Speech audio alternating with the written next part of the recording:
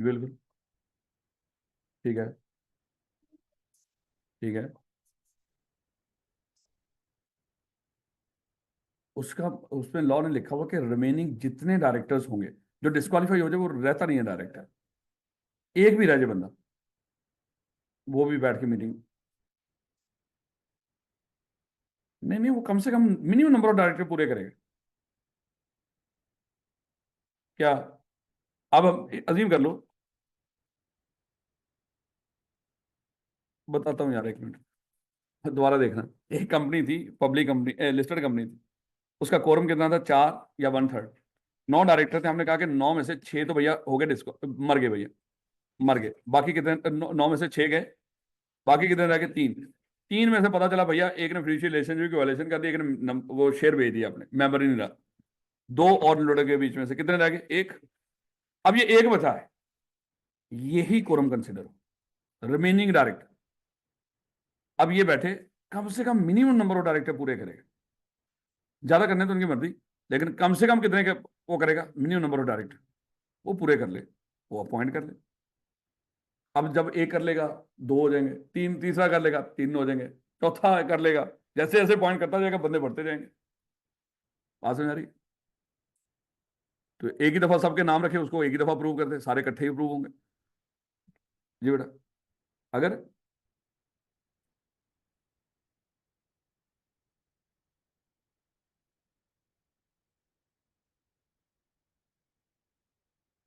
ऐसा कोई ऑप्शन ही ना हो कि मुझे एमसीक्यूज दीजिएगा मेरे से।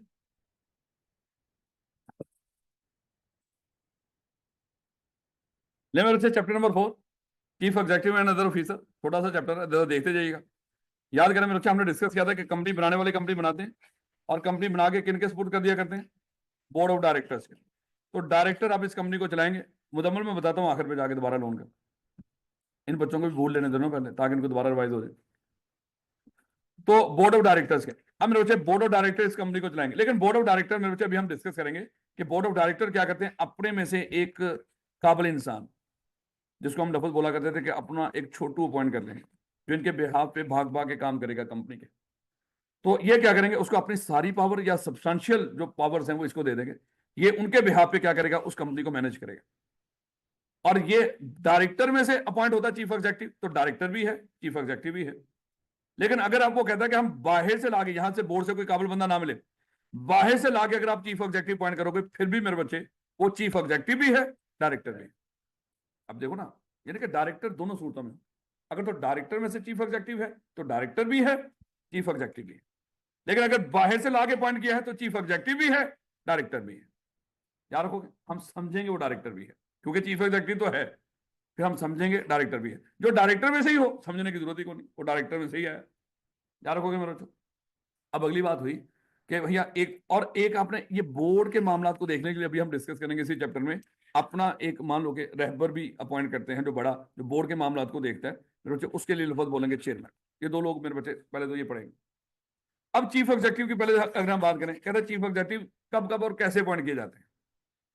बेटा जैसे जैसे डायरेक्टर अपॉइंट किए जा रहे होते हैं, वैसे वैसे चीफ एग्जीक्यूटिव अपॉइंट किया जा रहा होता है। अगर तो थोड़ा सा फर्क है। जैसे जो फर्स्ट चीफ एग्जीक्यूटिव कब कौन अपॉइंट करता है? At the time of incorporation, subscriber to the memorandum है। लेकिन मेरे बच्चे अगर चाहें तो इसकी मुद्दत, वैसे जो पहले डायरेक्टर थे वो कहां पे जाके रिटायर होते थे बोला? फर्स्ट एजीएम पे। इसकी मुद्दत आप कम भी कर सकते हो। क्यों मुद्दत कम करते हो? क्योंकि ये चीफ एग्जीक्यूटिव डायरेक्टर्स का नुमाइंदा होता है। अगर सब्सक्राइबर टू द मेमोरेंडम ने कोई ऐसा बंदा अपॉइंट कर दिया होगा जो डायरेक्टर को पसंद नहीं है, तो डायरेक्टर जब बन जाएंगे, कंपनी बन गई, डायरेक्टर बन गए, वो आके इस बंदे को रिमूव करके इसकी जगह पे कोई और बंदा भी अपॉइंट कर सकते हैं। रिमूव मतलब इसका कम मुद्दत रखियो, महीना। तो जब रिटायर हो जाएगा महीने बाद, तो इसकी जगह भी नया अपॉइंट कर लेंगे डायरेक्टर। याद रखोगे मेरे बच्चों। तो चीफ एग्जीक्यूटिव कौन है? वो बंदा जो चीफ एग्जीक्यूटिव वाले काम करेगा। तो रिस्ट्रिक्शन ऑन अपॉइंटमेंट क्या अब पेपर में पूछ लेगा। कहता है कि एक कंपनी किसी बंदे को चीफ एग्जीक्यूटिव अपॉइंट करना चाहती है, लेकिन कंपनी सेक्रेटरी उसको समझ नहीं आ रही कि कौन लोग इनएलिजिबल हैं चीफ एग्जीक्यूटिव बनने के लिए। तो जो डायरेक्टर बनने के लिए इनएलिजिबल है, वही बंदा चीफ एग्जीक्यूटिव बनने के लिए। अब पेपर में क्योंकि चीफ एग्जीक्यूटिव के लिहाज से सवाल करेगा, और हमें समझ ही नहीं आना, हम कहेंगे और वहां पे इतनी की लाइन लिख दी, वो 6-7 नंबर का सवाल हुआ, इससे भी काम नहीं चलेगा। कि जो बंदा डायरेक्टर नहीं बन सकता वो चीफ एग्जीक्यूटिव नहीं बन सकता, ये तो मुनासिब नहीं। फिर आपने वो सारी इनएलिजिबिलिटीज यहाँ पे लिखनी है, याद रखोगे मेरे साथ। और लिस्टेड हो तो लिस्टेड के लिए जो दो अजाफी थी वो भी लिखनी है, याद रखोगे नहीं इस बात। उसके बाद कहता है कि अपॉइंटमेंट फर्स्ट चीफ एग्जीक्यूटिव, सब फर्स्ट चीफ एग्जीक्यूटिव कौन अपॉइंट करता है? Subscriber to the memorandum at the time of it corporation. और इसकी मुद्दत कहां तक होती है मेरे बच्चे? फर्स्ट एजीएम तक है। लेकिन अगर हम चाहें तो इसकी मुद्दत क्या रख सकते हैं? शॉर्ट भी रख सकते हैं। Short of period is fixed by the subscriber at the time of his appointment. Subscriber to the memorandum हो सकता है इसका टाइम कम रखे, क्यों? ताकि डायरेक्टर खुद अपॉइंट कर लें इसके बाद, क्योंकि कंपनी गंदा परफॉर्म कर रही है, सारा मलबा इनके पे डाल। कहता सब्सीक्वेंट चीफ एग्जीक्यूटिव, भाई सब्सीक्वेंट डायरेक्टर की तो हमें समझ आती थी, जब पहले डायरेक्टर फर्स्ट एजीएम पे रिटायर होते थे, उसी एजीएम में सब्सीक्वेंट डायरेक्टर्स का इलेक्शन होता था। लेकिन सब्सीक्वेंट डायरेक्टर ये नहीं होगा, मान लो ये पहले डायरेक्टर रिटायर हुए, ये फर्स्ट एजीएम, इसमें पहले डायरेक्टर रिटायर हो गए होंगे, इसी में क्या हो रहा है? डायरेक्टर्स का इलेक्शन हो रहा है। जब डायरेक्टर का इलेक्शन आज हो जाएगा, आज ही हमने चीफ एग्जीक्यूटिव पॉइंट नहीं करना, जब डायरेक्टर का इलेक्शन हो जाया करेगा तो मेरे बच्चे उसके 14 दिन के अंदर हम चीफ एग्जीक्यूटिव पॉइंट किया करेंगे। यानी कि इसके बाद जब जब डायरेक्टर का इलेक्शन हुआ करेगा उसके 14 दिन के अंदर हम चीफ एग्जीक्यूटिव पॉइंट करेंगे। खाली यही नहीं, डायरेक्टर अब देखो, अगर एक चीफ एग्जीक्यूटिव, उसकी मुद्दत कितनी हुआ करेगी सब्सीक्वेंट की? 3 साल। या जो पहला चीफ एग्जीक्यूटिव था उसकी मुद्दत कहां तक थी? फर्स्ट एजीएम तक। बाय डिफॉल्ट शॉर्टर भी रख सकते थे, लेकिन लाजमी तो पूरी मुद्दत करे, मर भी तो सकता है। अगर चीफ एग्जीक्यूटिव ना रहे तो डायरेक्टर कैजुअल वैकेंसी फिल किया करेंगे, और कितने दिनों में? कैजुअल वैकेंसी राइज होने के 14 दिन में। डायरेक्टर की कैजुअल वैकेंसी कितने दिन में फिल करते थे? लिस्टेड में 90 दिन थे, अदर देन लिस्टेड कोई टाइम नहीं था, है? लेकिन मेरे बच्चे चीफ एग्जीक्यूटिव का यहाँ पे एक ही लिखा हुआ है, 14 दिन के अंदर फिल करो, चाहे कोई भी कंपनी हो। याद रखोगे मेरे बच्चे इस बात को, छोटी छोटी बातें। अपॉइंटमेंट टाइम लिमिट, वही बात मेरे बच्चे, जब जब डायरेक्टर का इलेक्शन हुआ करेगा उसके 14 दिन के अंदर, यह कैजुअल वैकेंसी दोनों उसने कवर कर दिए। कहता है कि subsequent chief executive 14 days of election of director, या accruing of casual vacancy in the office of chief executive, जब भी ये वैकेंसी हो, कैजुअल वैकेंसी हो, या डायरेक्टर का इलेक्शन हुआ करेगा, तो 14 दिन के अंदर हम क्या किया करेंगे? Chief executive. Term of office क्या? वही बात मेरे जो अभी हमने डिस्कस किया, 3 साल तक chief executive appointed casual vacancy. वही बात मुझे बताओ, अगर कोई डायरेक्टर मर जाता था उसकी जगह पे हम नया डायरेक्टर कैजुअल वैकेंसी के तौर पे फिल कर लिया करते थे, तो उसकी मुद्दत कहाँ तक कितनी हुआ करती थी? Remainder term. ये भी सेम है बच्चे, ये रिमाइंडर टर्म पूरी किया करेगा। और अगर कैजुअल वैकेंसी फिल करने के लिए हमने एक बंदे को अपॉइंट किया था, उसको रिमूव करना हो तो कैसे रिमूव करेंगे? Average vote. ऐसे ही जो रेजोल्यूशन के अगे आएगी, रेजोल्यूशन जो रेजोल्यूशन के अगेंस्ट वोट पड़ेंगे, किससे कंपेयर करेंगे? एवरेज वोट के साथ। बेटा continue until successor is appointed, ये तो बात वहां पे भी हुई थी। जो रिटायरिंग डायरेक्टर हैं उनकी रिस्पॉन्सिबिलिटी क्या थी? एक तो इलेक्शन करवाएं, और दूसरा मेरे बच्चे अगर इलेक्शन होता नजर नहीं आ रहा तो 45 दिन पहले बता दें, और फिर 90 दिनों में इलेक्शन करवा दें, सारी बात है। लेकिन जब तक नए नहीं आ जाते हैं तो डायरेक्टर ही है ना। सेम मेरे बच्चे, जब तक चीफ एग्जीक्यूटिव नया अपॉइंट नहीं आ जाएगा इसकी जगह पे, रिटायरिंग की जगह पे, रिटायरिंग चीफ एग्जीक्यूटिव काम करता रहेगा स्वाय दो सिचुएशन में। दो सिचुएशन में मेरे बच्चे इसको फॉरन ऑफिस वेकेट करना होगा। एक तो अगर हमने उसका ऑफिस खुद टर्मिनेट किया हो, खुद जॉब से निकाला हो, तो हम नए का वेट नहीं करवाएंगे, इसको पहले घर भेजेंगे, उसकी जगह पे नया अपॉइंट करेंगे। और उसके बाद अगर मेरे बच्चे इसकी वजह से कोई ऐसे हालात पैदा कर रहे हैं, इसकी वजह से अगर नया चीफ एग्जीक्यूटिव नहीं आ रहा, तो मेरे बच्चे फिर भी हम क्या करेंगे? क्योंकि खुद सोचे मेरे बच्चे, निगरान हुकूमत जा ही नहीं रही थी, है? उसकी वजह से नया इलेक्शन हो ही नहीं रहा था, वो हालात है, कहते हमारे पास पैसे नहीं है। हुक्म दिया चीफ, जो भी चीफ वो था, चीफ जस्टिस था, पैसे दो इनको। पैसे पूछे गवर्नमेंट ने, उन्होंने करवा करो के निकाल दिए, पैसे मिल गए। अब कहते कराओ इलेक्शन, कहते हमारे पास बंदे ही नहीं है। हालात ऐसे पैदा किए हुए थे, उनकी वजह से नई नई हुकूमत नहीं आ रही थी। तो फिर चीफ जस्टिस ने हुक्म दिया कि भाई एट डेडलाइन, नहीं तो आप लोग घर जाएंगे ही जाएंगे। तो फिर उन्होंने इलेक्शन करवाए, नहीं तो वो तो पैके बैठे हुए थे, कह रहे 25-30 साल हम ही रहेंगे। अभी भी उन्होंने पक्का बंदोबस्त किया वो 15-20 सालों का, कि हमने अपना निज़ाम ऐसा बनाना कि 15-20 साल हमें कोई बंदा ना। उस वक्त तक इमरान खान, अल्लाह ताला सेहत दे, तंदुरुस्ती दे, काफी बुरा हो चुका है कि बेचारा क्या करेगा वो। Nomination by federal government. अच्छा मेरे बच्चे, अब देखा, ये ध्यान रखना, अगर किसी कंपनी के बोर्ड ऑफ डायरेक्टर के ऊपर मेजोरिटी डायरेक्टर गवर्नमेंट के हों, तो गवर्नमेंट ही उसका चीफ एग्जीक्यूटिव अपॉइंट कर सकती है। याद रखोगे, अगर 8 डायरेक्टर हैं और 5 गवर्नमेंट के हैं, तो वो क्या कर ले? चीफ एग्जीक्यूटिव अपॉइंट कर। याद रखोगे मेरे बच्चों। अब अगली बात, टर्म ऑफ अपॉइंटमेंट। ठीक हो गया। कहता है कि टर्म्स एंड कंडीशन, सारी बातें चीफ एग्जीक्यूटिव की क्या होंगी? वो डायरेक्टर डिसाइड करेंगे एज पर आर्टिकल, सेम वही बात जो अभी रिम्यूनरेशन में पढ़ के आए थे। कि मेंबर्स और डायरेक्टर डिसाइड करेंगे टर्म्स ऑफ आर्टिकल, यानी कि चीफ एग्जीक्यूटिव क्या होंगे एज पर आर्टिकल, यानी कि जो इख्तियारात दिए जाएंगे, सारी बात डायरेक्टर को इख्तियारात कहाँ से मिले एज पर आर्टिकल, तो वही इख्तियारात आगे दे सकते हैं ना। उसके बाद कहता है कि अगर गवर्नमेंट अपॉइंट करेगी तो चीफ टर्म एंड कंडीशन भी कौन तय करेगी, गवर्नमेंट, सारी बात एज पर आर्टिकल। तो बेटा उसके बाद रिपोर्ट्स टू बोर्ड, कहता चीफ एग्जीक्यूटिव किसको जवाब दे, भाई जो बंदा जिसको अपॉइंट करता है वो अपने आका को ही जवाबदेह होता है। जैसे अभी गवर्नमेंट किसने अपॉइंट की है ये उन्हीं को जवाब दे, हमें तो जवाब दे है ही नहीं है। आप पूछ के तो देखो इनसे, कोई गल करके देखो इनको, है चपेड़े मारेंगे मेरे बच्चों, लेकिन वो इनको चपेड़े मारते हैं जिन्होंने इनको अपॉइंट किया हुआ, इनकी जरूरत ही को नहीं, बेचारों की औकात ही को नहीं उनसे कोई बात कर सके। खैर अब यहाँ पे जो कहता है जिसको अपॉइंट करता है तो अपॉइंटी अपॉइंटर को ही जवाबदेह होता है, ऐसे ही। तो चीफ एग्जीक्यूटिव को किसने अपॉइंट किया, डायरेक्टर ने, किसको जवाबदेह होगा, डायरेक्टर को किसने अपॉइंट किया, किसको जवाबदेह होंगे, मेंबर्स को। और कैसे जवाब देते हैं, फाइनेंशियल स्टेटमेंट्स की शक्ल। स्टेटस ऑफ डायरेक्टर वो अभी हमने डिस्कस किया है कि चीफ एग्जीक्यूटिव डायरेक्टर होता है, डायरेक्टर में से हो चाहे बाहर से लाके अपॉइंट कर लो, हम ये डायरेक्टर ही समझते हैं। इसके वही राइट्स एंड ऑब्लिगेशंस होते हैं जो डायरेक्टर्स के होते हैं। जो जो जो ड्यूटीज डायरेक्टर की हैं वो इसकी भी है, जो पावर डायरेक्टर्स की हैं वो इसकी भी है, क्योंकि डायरेक्टर ने पावर दे रखी है ना इसको। लो बड़ा इंतहाई इंपॉर्टेंट, चीफ एग्जीक्यूटिव रिमूव करना है, कहता कौन रिमूव कर सकता है, 3 लोग, मेंबर भी रिमूव कर सकते हैं, डायरेक्टर भी और गवर्नमेंट भी।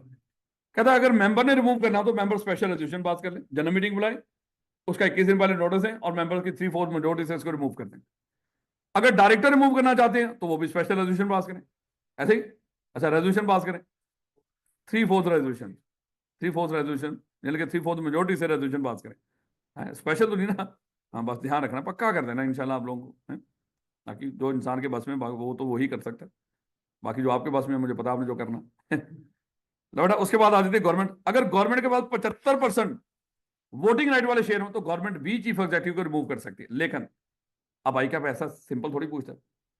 आई कैप क्या कहेगा, आई कैप कहेगा एक कंपनी है, एक कंपनी है, उसकी इन्वेस्टमेंट है किसी, मान लो कि ये कंपनी एक्स लिमिटेड, ये कंपनी है वाई लिमिटेड, जी लिमिटेड कर लो यार, तो मेरा एक्स और वाई सेम ही लिखे आ रहे होते, जी लिमिटेड। अब हुआ क्या कि ये जो कंपनी है, ये कंपनी जी लिमिटेड में जो चीफ एग्जीक्यूटिव है ना उसको रिमूव करना, मेंबर है ना मेरे बच्चे, मेंबर तो है ना, ये कंपनी उसकी शेयर होल्डर है, इसके पास शेयर्स है, कंपनी एक्स के पास कंपनी वाई जी के शेयर्स है। तो मेरे बच्चे ये चाहती है मैं ये सीईओ को रिमूव कर दूं, इसकी जगह कोई और बंदा अपॉइंट किया जाए। पहले तो रिमूवल की बात हो रही है, अपॉइंटमेंट तो वही तरीकाकार है, बोर्ड अपॉइंट करेगा या गवर्नमेंट अपॉइंट करेगी। रोड़ा रिमूव का है, रिमूव कौन करेगा, डायरेक्टर भी कर सकते हैं, मेंबर भी कर सकते हैं, गवर्नमेंट भी कर सकते हैं। फिलहाल तो ये गवर्नमेंट नहीं, अगर ये गवर्नमेंट नहीं है तो इसके पास 2 ही ऑप्शन है, कौन से, मेंबर वाला और डायरेक्टर वाला, ये ध्यान रखना। यानी कि हम कहेंगे रिमूव कर लो, या तो क्या करो स्पेशल रेजोल्यूशन पास करवा लो, मीटिंग बुलाओ उसमें स्पेशल रेजोल्यूशन पास करके उसको रिमूव कर लो।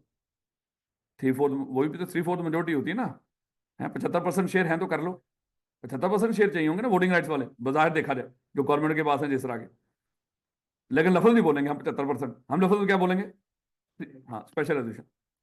तो अगर इतने शेयर होल्डिंग नजर आ रही होगी हम कहेंगे आप पास कर सकते हो स्पेशल रेजोल्यूशन। अगर 75% तक शेयर होंगे, एक इस कंपनी के टोटल से शेयर 100 है वोटिंग राइट वाले, 75% अगर इसको 75 शेयर अगर इस कंपनी के पास है, हम कह सकते हैं तुम स्पेशल रेजोल्यूशन पास करवा के इसको रिमूव कर लो। लेकिन अगर मान लो कि शेयर इसके 60% है, लेकिन इस कंपनी के जो टोटल 8 डायरेक्टर हैं, 8 में से 5 इसके हैं, तो उससे जरूर रिमूव कर याद रखो। अच्छा जब डायरेक्टर कौन होगा, ये चीफ एग्जीक्यूटिव भी होगा, और ये इनका नहीं है, तभी तो रिमूव कर रहे हैं उसको, बाजार देखा जाए। वैसे भी मैं समझा रहा हूँ आपको, इस तरह का सही सवाल उसने दे रखा है। यानी कि जब आपने रिमूव करने की बात करनी है, जो अवेलेबल ऑप्शन है सारे बताने हैं, सिर्फ एक ऑप्शन नहीं देना कि स्पेशल रेजोल्यूशन पास कर, मेंबर है ना ये कंपनी, हम कहेंगे स्पेशल रेजोल्यूशन पास करके रिमूव कर लो, नहीं दूसरा ऑप्शन भी दे। अगर ये डायरेक्टर्स के जरिए कर सकते हैं तो डायरेक्टर की 3/4 मेजोरिटी से इसको रिमूव कर ले। और तो यहाँ पे माजत के साथ मैंने 5 बोला था, तो फिर वो उससे नहीं कर सकती, तो 3/4 मेजोरिटी डायरेक्टर्स की भी, याद रखोगे इस बात। और अगर जब पॉइंट में फ्रैक्शन में आ रहा हो तो उसको क्या करना है, राउंड अप करना। अगर आगे मान लो कि 8 डायरेक्टर हैं, 3/4 निकाला इसका, वो आगे मान लो 6 पॉइंट समथिंग या 5 पॉइंट समथिंग, यानी हो गया आधा डायरेक्टर कट ले आओ, तो उसका क्या करना है, उसको राउंड अप करना है आप लोग। नहीं बेटा, तो ये तीन चीजें मेरे बच्चे, और इसकी जो आई कैप ने सवाल दे रखा है वो कमाल का है, उसको देखिएगा। Not to engage in committee business, कहता चीफ एग्जीक्यूटिव, अब ये भी बड़ा इंपॉर्टेंट, कहता in case of public company, लेकिन ये भी ध्यान रखना, ये बात किसकी हो रही है, पब्लिक कंपनी। कहता अगर कोई कंपनी पब्लिक है, पब्लिक सेक्टर की बात नहीं हो रही, पब्लिक कंपनी की बात हो रही है, ये चीफ एग्जीक्यूटिव खुद, उसका सीईओ, उसका स्पाउस और उसका माइनर चिल्ड्रन, ये लोग उस तरह का कारोबार नहीं करेंगे जिस तरह का कारोबार इस कंपनी का है या इसकी सब्सिडी, होल्डिंग भी नहीं है मेरे बच्चे, ये भी ध्यान रखें। अब जरा देखिएगा, कहता है ये कंपनी है, इसका है टेक्सटाइल का कारोबार, इसकी एक सब्सिडी है, इसकी सब्सिडी मेरे बच्चे मान लो कि इलेक्ट्रॉनिक्स का कारोबार करती है, इलेक्ट्रॉनिक्स का कारोबार करती है। कहता है ये जो मिस्टर ए है, ये इस कंपनी का मान लो ये है सीएफई लिमिटेड, ये है आई कैप लिमिटेड जो इलेक्ट्रॉनिक्स का कारोबार करती है। अब ये जो मिस्टर ए है, ये सीएफई का क्या है, ये चीफ एग्जीक्यूटिव है, इसका बेटा अभी अभी लंदन से पढ़ गया है और वो आके इलेक्ट्रॉनिक्स का कारोबार करना चाहता है, ये लंदन से ग्रेजुएशन कर गया है और इलेक्ट्रॉनिक्स का कारोबार करना चाहता है, कर सकता है कि नहीं? क्यों? मेजर बच्चा है, ये ध्यान रखना मेरे बच्चे, ये सवाल उसका पसंदीदा है कि बच्चे इसको माइनर रखना है, ये ना हो कि जो बच्चा बस देख लिया ठीक हो गया, भैया बच्चा तो है ना उसका, है? तो मेरे बच्चे बच्चा कौन सा होना चाहिए? माइनर वन, याद रखोगे। अब मेरे बच्चे अज्यूम कर लो, वो कहेगा मिस्टर ए, उसकी स्पाउस वो इलेक्ट्रॉनिक्स का कारोबार करना चाहती है, या इस तरह का चलो करना चाहती हैं तो कर सकती हैं, नहीं, एक ही है कि ये बंदा चीफ एग्जीक्यूटिव का ओहदा छोड़ दे, ऐसे ना मेरे बच्चे, फिर वो इलेक्ट्रॉनिक्स का कारोबार कर ले। तो याद रखना मेरे बच्चे कि एक बंदा जिस तरह की कंपनी में चीफ एग्जीक्यूटिव है उस तरह का कारोबार भी ना खुद कर सकता है, ना माइनर चिल्ड्रन, ना स्पाउस, और जो उसकी सब्सिडी का कारोबार है, अगर सब्सिडी 10-20 है या एक कंपनी ऐसी है उसकी पाकिस्तान में हर तरह का कारोबार करने वाली सब्सिडी है, तो ये पाकिस्तान में कोई भी कारोबार नहीं कर सकते, समझा रहा हूं सिर्फ आपको, हर तरह का कारोबार जो ढूंढो कोई भी, हर तरह के, लेकिन सब्सिडीज, ये ध्यान रखना। नेक्स्ट डिस्क्लोजर पॉइंट, कहते हैं इसलिए जब भी हम किसी कंपनी में चीफ एग्जीक्यूटिव अपॉइंट करते हैं, जब उसको अपॉइंट किया जा रहा हो तो लाजमी तौर पे मेरे बच्चे इन राइटिंग इस तरह की जितने कोई कारोबार होते हैं या जहां पे उसकी इंटरेस्ट होती है वो डिस्क्लोज करता है, ये जरूरी है उसके लिए। अदर ऑफिसर में मेरे बच्चे सबसे पहले चेयरमैन, अब जब वो चेयरमैन की, जैसे अभी मैंने आपको बताया था कि कंपनी बन गई, कंपनी बना के हमने किनके सपोर्ट कर दी? डायरेक्टर्स के, ये डायरेक्टर अपॉइंट कर दिए, चलो भैया आप कंपनी को मैनेज करो। ये डायरेक्टर क्या करेंगे? अपना एक छोटू अपॉइंट कर लेंगे चीफ एग्जीक्यूटिव, जो इनके बिहाफ पे कंपनी को मैनेज करेगा, लेकिन एक बड़ा भी अपॉइंट कर लेंगे जिसको चेयरमैन बोलेंगे। चेयरमैन सिर्फ बोर्ड के मामला को देखेगा, कंपनी से उसका कोई लेना देना नहीं, याद रखोगे मेरे बच्चों। तो ये सिर्फ बोर्ड के मामला को देखता है, बोर्ड को होता है ना कि एहसन तरीके से चलाना, बोर्ड के फैसलों को इंप्लीमेंट करवाना, बोर्ड जब मीटिंग हो रही हो मीटिंग के मामला को देखना, कब कौन बोले, रेजोल्यूशन पास हुई है कि नहीं, ये सिर्फ बोर्ड के मामला। इनका कंज्यूम कर लो, ये हमारा वो रूम है जहाँ पे बोर्ड मीटिंग्स होती है, मैं चेयरमैन हूँ, मेरे इख्तियार बस इस रूम तक ही है, जैसे वो नेशनल असेंबली का स्पीकर है ना, है, उसके इख्तियार सिर्फ स्पीकर के नेशनल असेंबली की हदूद तक ही है, मुल्क में वो कोई और कोई काम करना चाहे वो उसके इख्तियारात में नहीं। मीटिंग है वहां पे जो नेशनल असेंबली की हो रही होगी उसी को रेगुलेट करता, किसी मेंबर को गायब कर दिया उन्होंने, उसको प्रोटेक्शन ऑर्डर जारी करता, लेकर आओ उसको, वो कहता है तू होता कौन है, कहता सॉरी मुझे पता ही नहीं था मैं होता कौन हूं, तो उसको बंदा ही नहीं देते वो, ये उसकी औकात है। तो ये मेरे मुल्क में होता ना, पिछले दिनों में वो जो पीटीआई के हैं यहाँ पे बुजुर्ग हैं, के बंदे उनके, एजाज चौधरी, एजाज चौधरी है ना इनका कोई बंदा पीटीआई का, बल्कि आप लोग सॉरी सॉरी आप लोग पता नहीं, आप आपके जजीरे में तो सब पॉलिटिकल हालात ठीक है, ले बेटा। अब देखिएगा, तो कंपनी क्या करती है, बोर्ड का एक बड़ा पॉइंट करती है जिसको चेयरमैन कहते हैं। अब अगली बात है कि चेयरमैन कैसे अपॉइंट किया जाता है मेरे बच्चे, वो कहता है कि जब जब डायरेक्टर्स का इलेक्शन हो रहा होगा, इलेक्शन के 14 दिन के अंदर हम क्या करते हैं, उसी तरह जैसे चीफ एग्जीक्यूटिव अपॉइंट करते हैं, सेम वही मामला चेयरमैन के लिए। लेकिन रौला ये है कि ये चेयरमैन अपॉइंट किसने करना? लिस्टेड कंपनी, बाकी कंपनी के लिए स्वाबदीद है उनके करें या ना करें, लिस्टेड कंपनी ने लाजमी करना। लेकिन सबसे जो आगे उसकी पसंदीदा सवाल है, वो कहता है ये चीफ एग्जीक्यूटिव अपॉइंट कहां से करना है, सॉरी चेयरमैन अपॉइंट कहां से करना है? नॉन एग्जीक्यूटिव डायरेक्टर में से। फिर मैंने आपको बताया था आईकैप का सवाल आया हुआ, आई कैब ने 3 तरह के डायरेक्टर दे दिए। उसने कहा कि executive director, non executive director और इंडिपेंडेंट डायरेक्टर। 3 नाम यहाँ पे दे दिए, 3 नाम यहाँ पे दे दिए, 3 नाम यहाँ पे दे दिए। उसने कहा कि ये लिस्टेड कंपनी है, ये चेयरमैन अपॉइंट करना चाहती है, बताएं कौन से लोग हैं इन इन 9 लोगों में जो चीफ एग्जीक्यूटिव चेयरमैन बन सकते हैं। तो हमने बताना था 6 लोग। क्यों? हर इंडिपेंडेंट डायरेक्टर नॉन एग्जीक्यूटिव भी होता है, लेकिन हर नॉन एग्जीक्यूटिव डायरेक्टर इंडिपेंडेंट नहीं होता। लेकिन अपॉइंट कहां से करना है? नॉन एग्जीक्यूटिव में से। तो इसलिए 6 तरह के लोगों में से जिस मर्जी बंदे को अपॉइंट करना। बाकी मेरे इसकी जो टर्म है वो भी 3 साल तक होती है। तो आगे इस तरह की ये सारी बात ले बेटा। Public company required to have secretary. Public company का मेरे बच्चे एक सेक्रेटरी भी होगा, और इसकी जो रिस्पॉन्सिबिलिटीज हैं वो बड़े अच्छे तरीके से देखनी है मेरे बच्चों। क्योंकि उसने सादी सी बात पूछ लेनी है, वो कहेगा अच्छा बताओ कंपनी जो पब्लिक कंपनी है, ये पब्लिक लिस्टेड नहीं, पब्लिक कंपनी, सेक्रेटरी भी रखती है। तो अगर पब्लिक कंपनी है तो उसका कंपनी सेक्रेटरी होगा। तो कंपनी सेक्रेटरी की रिस्पॉन्सिबिलिटी बता दो भाई। जितने रूल्स लॉज की इम्प्लीमेंटेशन हो रही है कि नहीं, यानी कि इम्प्लीमेंटेशन यानी कि कंप्लाई हो रही है कि नहीं, ये सारी बातों को इंश्योर करना कंपनी सेक्रेटरी की जिम्मेदारी है। जहां पे कोई कानून की खिलाफवर्जी होती नजर आ रही होगी, ये फौरन से उनको एडवाइस करेगा। मेंबर्स कुछ गलत कर रहे हो तो उनको बता रहा होगा, डायरेक्टर्स कुछ गलत कर रहे हो तो उनको बता रहा होगा भाई यहाँ पे ये चीज गलत कर रहे हो। तो ये मेरे से इसकी जिम्मेदारी। और उसके बाद इसकी डेफिनेशन उसने बता रखी है कि वही बात, सेक्रेटरी कौन है? जो सेक्रेटेरियल जो ड्यूटीज कस्टमरली परफॉर्म की जाती है सेक्रेटरी की तरफ से, वो परफॉर्म करने के लिए बंदा अपॉइंट किया हो उसको सेक्रेटरी कहते हैं। डायरेक्टर के काम करने वाले काम करने के लिए जिस बंदे को अपॉइंट किया जाए उसको डायरेक्टर कहते हैं। वही बात जो बचपन से पढ़ते आ रहे हैं। तो बड़ा listed company to have a share registrar. जो लिस्टेड कंपनी है, अब क्योंकि लिस्टेड कंपनी एक बड़ी कंपनी होती है मेरे बच्चे, अगर लिस्टेड कंपनी एक बड़ी कंपनी है, इसके बड़े पैमाने पर शेयर होल्डर होते हैं। अब ये जो शेयर होल्डर हैं, रोज इनके मसले हैं कि बेगम ने गुस्से में वो सारे शेयर जला दिए, सर डुप्लीकेट इशू कर दो, हैं, या बच्चों ने सर जहाज बना के उड़ा दिया सर। तो इस तरह के कोई ना कोई बंदा दरखास्तें आई रहती हैं। हजारों शेयर होल्डर है। मकान की तब्दीली किया, वो शिफ्टिंग की तो भूल गया भाई, पता नहीं कहाँ पे। मैं अपने सर्टिफिकेट मेरे पता नहीं, उस लिहाज से कह रहा हूँ हैं, कि वो पता नहीं वो कहाँ पे हैं इसी चक्करों में। तो कहने का ये मतलब ये होते हैं इस तरह का मामला। तो इसलिए इस कंपनी को कह रखा है कि भाई तुम सारे लोग इन लोगों की सारा दिन ये जो शेयर्स के मामला है यही डील करोगे या कंपनी चलाओगे। यहां पे फिर लिस्टेड कंपनी को कह दिया कि आप क्या करो, एक शेयर रजिस्ट्रार अपॉइंट करो, शेयर रजिस्ट्रार अपॉइंट करो। जितने शेयर्स के मामला हैं शेयर से रिलेटेड, वो सारे आप इसको वो कर दो, इसके सुपुर्द कर दो। डुप्लीकेट है, नए इशू करने हैं, जो मर्जी करना है। इवन देन जब डिविडेंड देना हो तो तब भी हम इसकी भी जिम्मेदारी लगा सकते हैं। याद है ना जब हम डिविडेंड देने के लिए वो एजेंट अपॉइंट करने की बात कर रहे थे, वहां पे पेइंग एजेंट, नहीं बात याद? चले आ जाएगा, 1-2 दिन में पता चल जाएगा।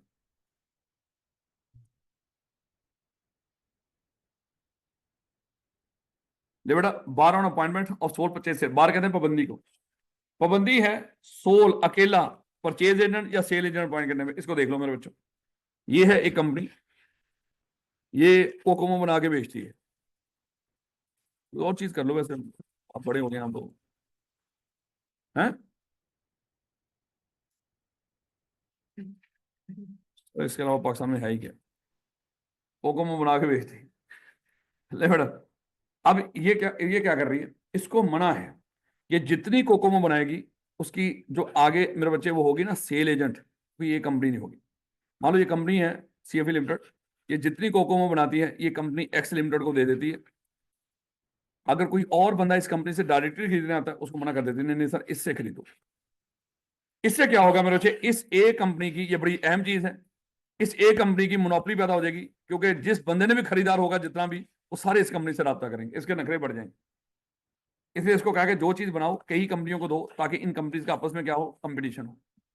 सेम इसी तरह मेरे बच्चे, अगर ये कंपनी अपने लिए जो मटेरियल परचेज करती है, उसने क्या रखा है कि मैं जो भी खरीदूंगी, चाहे कोकोमो, जो चाहे शुगर है, चॉकलेट है, व्हीट है, जो भी आर्टिफिशियल कलर्स है, वो कहते हैं मैं सारे इस वाई लिमिटेड से खरीदूंगी, ये मेरी सप्लायर है। अब वो कोई कंपनी डायरेक्टली से राब्ता करती है, सर हम माल सप्लाई कर दें आपको, वो कहते नहीं इसको सप्लाई करो, हम इसी से खरीदते हैं। अब ये कंपनी इसके नखरे सामानों पे पहुंच जाएंगे। इसलिए मेरे बच्चे इस कंपनी को मना कर दिया गया, पाबंदी लगा दी गई, बाहर कर दिया गया, रोक दिया गया कि ना ही अपने सोल परचेज एजेंट, ना ही अपनी सोल सेल एजेंट अपॉइंट नहीं करेगी, ताकि मोनोपोली पैदा ना हो सके। लेकिन इसकी एक्सेप्शन क्या है? कहते हैं कि अगर कोई कंपनी मुल्क से बाहर इनकॉर्पोरेट होकर पाकिस्तान में काम कर रही हो, उसका पाकिस्तान में मेजर बिजनेस ना हो, वो पॉइंट कर ले। लेकिन जब पाकिस्तान की कोई किसी का मेजर बिजनेस हो, या पाकिस्तानी कंपनी को अपॉइंट करना चाहती है सोल परचेज एजेंट तो एससीसीपी से पूछ लें, याद रखोगे। तो sole purchase sale agent appoint करना मना है, कर लो एससीसीपी से पूछ के। कौन सी कंपनी जिसको पूछने की जरूरत नहीं? एक्सेप्शन का मतलब क्या है? ऐसी कंपनी जिसको कमीशन के पूछे बगैर sole purchase sale agent appoint कर सकती है, जो मुल्क से बाहर इनकॉर्पोरेट हुई हो और हमारे मुल्क में उसका मेजर बिजनेस ना हो। ये ध्यान रखना मेरे बच्चे, छोटी